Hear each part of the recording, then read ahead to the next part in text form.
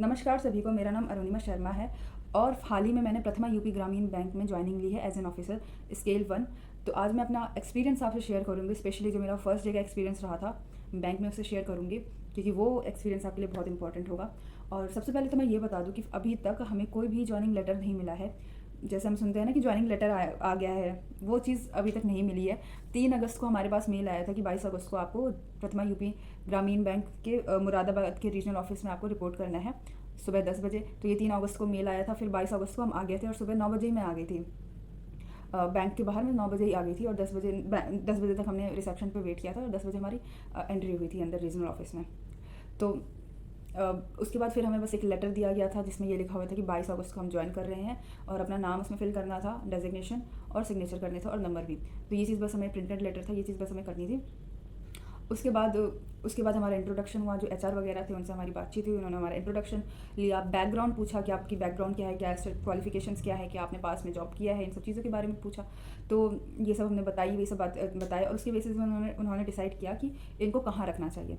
तो वहाँ पे जो 9 लोगों की पोस्टिंग थी, जिसमें से 6 लोगों को उन्होंने ब्रांच में भेज दिया और 3 लोगों को रीजनल ऑफिस में रख लिया, जिसमें से एक मैं भी हूँ। मगर अभी जो पोस्टिंग है वो परमानेंट नहीं है, क्योंकि उसका रीज़न जो दे रहे हैं वो ये कि अभी हमारे रीजनल मैनेजर ट्रेनिंग में है, तो जब तक उनके सिग्नेचर नहीं हो जाते तब तक कोई परमानेंट पोस्टिंग नहीं है। तो जब वो आएंगे तभी परमानेंट पोस्टिंग होगी। तो अभी हमारी कोई परमानेंट पोस्टिंग नहीं है। अभी हमें बस 2-3 दिन के लिए भेज दिया गया है कहीं भी।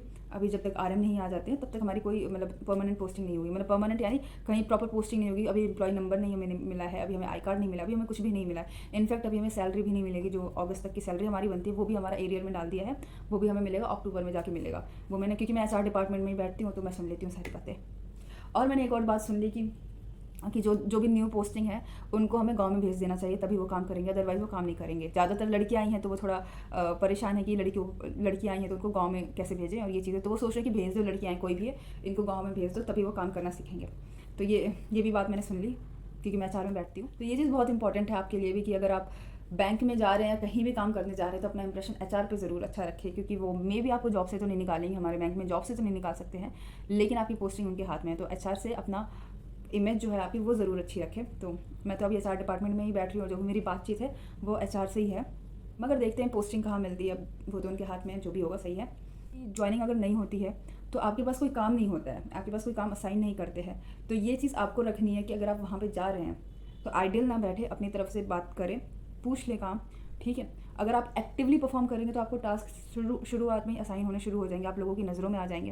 तो ये चीज़ बहुत ज़रूरी है कि आप एक्टिवली परफॉर्म करें। ये ना सोचें कि अभी तो ज्वाइनिंग, अभी मुझे कुछ नहीं आता। आप करें, जितना आप करेंगे उतना सीखेंगे और जितनी जल्दी सीखेंगे उतनी जल्दी आपकी प्रोग्रेस होगी। तो ये चीज़ मैं भी करती हूँ कि मैं वहाँ पर एक्टिवली परफॉर्म करने की कोशिश करती हूँ। जो भी मुझे टास्क असाइन हुए हैं उसको मैं जल्दी से जल्दी निपटाने की कोशिश करती हूँ और अच्छे से काम करने की कोशिश करती हूँ। क्योंकि अगर हमारा शुरुआत में पॉजिटिव इंप्रेशन बन जाता है लोगों पे, तो लोग फिर आगे भी तुम्हारे अंदर पॉजिटिविटी ढूंढते हैं। अगर शुरुआत में आपका नेगेटिव इंप्रेशन पड़ जाएगा तो लोग फिर आगे आपके अंदर नेगेटिविटी ही ढूंढेंगे। तो काफ़ी ईजी हो जाएगा आगे बढ़ना अगर आप शुरुआत से पॉजिटिव हैं। अगर आप नेगेटिव इंप्रेशन के साथ आप आगे बढ़ते हैं शुरुआत में, तो डिफ़िकल्ट हो जाता है नेगेटिव को पॉजिटिव में बदलना। तो इसलिए एक्टिवली परफॉर्म करें। अगर आप न्यू ज्वाइनिंग भी है तो भी आप एक्टिवली परफॉर्म करें, अच्छे से अपना काम करें। और जो हमारा बैंक का टाइमिंग है वो 10 से 6 बजे तक का है और 2 से 3 हमारा लंच होता है। तो मैं टाइम पे पहुंच जाती हूँ, टाइम पे लंच के लिए ब्रेक भी ले लेती हूँ, टाइम पे वापस भी आ जाती हूँ। तो ये चीज़ भी ज़रूरी है, क्योंकि बैंक में हमारे यहाँ तो कोई बायोमेट्रिक या कुछ ऐसा है नहीं कि इतने बजे से इतने बजे तक तुम्हें रहना है। ऐसा कुछ है नहीं हमारे ऑफिस में। सिर्फ अटेंडेंस लगानी होती है रजिस्टर में, मगर स्टिल आई स्टे पंक्चुअल, क्योंकि जो भी मेरे सामने उसमें मैं अपनी तरफ से अच्छा करना चाहती हूँ। रिजल्ट तो देखो हमारे हाथ में नहीं होता है, लेकिन हमारे एक्शंस हमारे हाथ में होते हैं। तो जो भी हमारे एक्शंस हैं उसमें हमें अपना 100% देना चाहिए, फिर जो रिजल्ट आएगा वो उसे एक्सेप्ट करना चाहिए।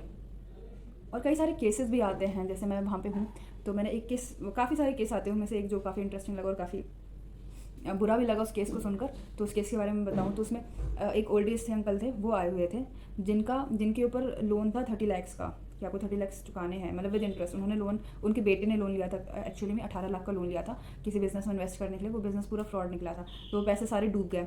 फिर इनका ये हुआ कि घर के बेसिस पे लिया था, ज़मीन के बेसिस पे लिया था, तो ये बैंक उस ज़मीन को नीलाम करने वाली थी, उनका जिस पे घर है उसको नीलाम करने वाली थी।